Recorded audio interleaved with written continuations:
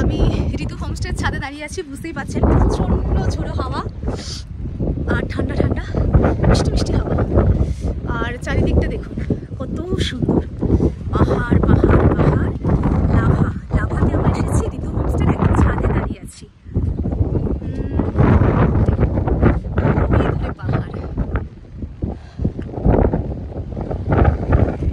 মনস্ট্রি আছে, পাহাড় আছে, ঘোরার প্রচুর জায়গা, কেনাকাটা করতে পারবেন। ফুলে ফুলে ভরা এই লাভা, সেখান থেকে আপনি বিভিন্ন জায়গায় যেতে পারবেন। চলে আসুন, এই যে ছাদ দেখুন, রাস্তা আছে ওদিকে, এখানে প্রচুর ফুল আছে, জলের একদম সুন্দর ব্যবস্থা, কারেন্টের সুন্দর ব্যবস্থা।